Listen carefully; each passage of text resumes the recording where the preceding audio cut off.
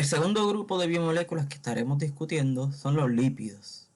Los lípidos son un grupo diverso de biomoléculas y cuando veamos su estructura química, contienen regiones extensas de carbono e hidrógeno y eso hace que se clasifiquen como no polares. ¿Qué ocurre? Que estas regiones que son no polares son moléculas que son hidrofóbicas. ¿Qué significa hidrofóbica? Siempre que usted escuche en ciencia hidro, piensa en agua y fóbica de fobia, le tiene miedo al agua. ¿Qué significa? Que no se pueden mezclar con el agua. Por eso les pongo aquí, ¿no? Insolubles con el agua. Los lípidos pueden tener diversas estructuras y por supuesto una variedad de funciones. Algunas de ellas son almacenadoras de energía, por ejemplo las grasas. Se recuerda, ¿no? Cuando usted está, a veces tiene ese chichito. ¿Qué es ese chicho? Almacenamiento de grasa en su cuerpo. Usted hace ejercicio, cuando termina de metabolizar la glucosa, ¿qué hace su cuerpo? Necesita energía constantemente, así que utiliza esas grasas que usted tiene. Forman cubiertas impermeables, forman masa en todas las membranas de las células y algunas de ellas son hormonas.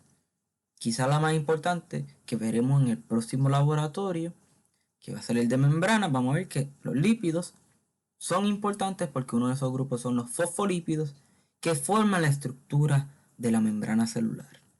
Ahora, se pueden clasificar en tres grupos principales: aceites, grasas y ceras.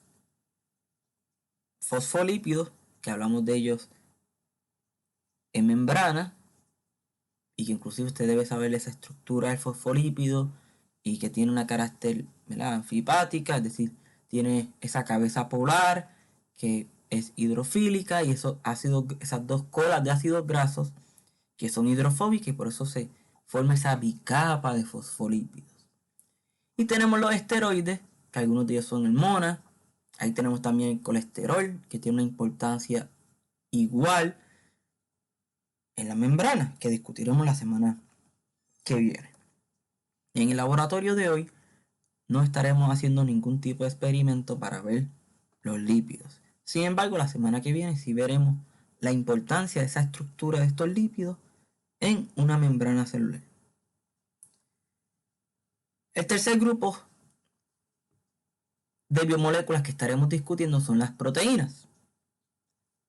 Proteínas hablamos también cuando nos referimos a la membrana, que la membrana está compuesta de fosfolípidos y proteínas. Esas proteínas tienen una función, ya sea como receptores, ya sea como formando canales. Posiblemente has escuchado de las proteínas cuando hablamos de enzimas. Las enzimas están hechas de proteínas. ¿Y las proteínas están hechas de qué? De aminoácidos. Los monómeros de la proteína son los aminoácidos. Las proteínas pueden tener diferentes funciones: enzima, estructural. Vamos a ver que algunas de ellas pueden encontrarse en diferentes regiones de la célula, otras pueden ser solubles, otras pueden atravesar la misma membrana que tiene esas regiones hidrofóbicas. Y aquí les pongo algunas funciones, ¿no? Estructura, como el colágeno en la piel, la queratina en el pelo. Tenemos el movimiento, que hace que sus músculos se muevan. Proteína, actina y miocina. Defensas del cuerpo.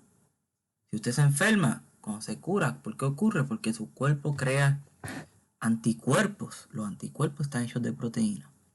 Almacenamiento, como la albumina, que se encuentra en la clara del huevo. Y señalización, como algunas hormonas de su sangre, ¿verdad?, que señalizan. Y por supuesto, el catalizador por excelencia, que son las enzimas, que algunas de ellas se encargan de, por ejemplo, digerir o cortar carbohidratos, otras tienen función de producción de ATP, como la ATP sintasa, que la verán cuando discutamos fotosíntesis y respiración celular. Ahora, ¿qué son los aminoácidos? ¿Qué es lo que componen realmente las proteínas? Hay más de 20 diferentes aminoácidos y todos tienen una estructura general y es importante que usted la estudie. En su clase posiblemente vieron los grupos funcionales y dentro de esa lista de grupos funcionales, que a veces son 10, hay un grupo que se conoce como carboxilo o ácido carboxílico, C, un carbono, 2 oxígenos y un hidrógeno, COOH, y un grupo amino. los aminos NH2, nitrógeno y 2 hidrógenos. De ahí viene el grupo amino, de ahí viene el nombre amino, del grupo amino, y ácido carboxílico. Tiene ambos enlazados a un carbono. En adición a eso tiene un grupo R, que siempre se presenta como R, un grupo variable, que puede tener diferentes características. Puede ser hidrofóbico, hidrofílico, con carga. Todo va a depender para qué va a ser la función de esa proteína. Si va a ser a una región hidrofóbica, pues por supuesto tiene que tener más aminoácidos hidrofóbicos. Si va a estar en contacto con agua, pues mira, esta proteína tiene que tener regiones hidrofílicas, por ejemplo. Y aquí le coloco la característica, ¿no? Esa imagen característica de un aminoácido. En la parte izquierda tenemos el grupo amino, NH2. En la parte derecha el ácido carboxílico, SOOH. Tiene un enlace de hidrógeno, ¿no? Recuérdense en la regla del carbono, puede hacer 4 enlaces. Y el grupo variable, que es que cambia. Aquí les muestro algunos diferentes aminoácidos. No se tienen que aprender los aminoácidos, sí se tienen que aprender esta estructura. En términos de estos aminoácidos, tenemos por ejemplo el ácido glutamínico, aspartático, y si ustedes ven, tienen lo mismo: carbono, hidrógeno, amina, amina y el ácido carboxílico.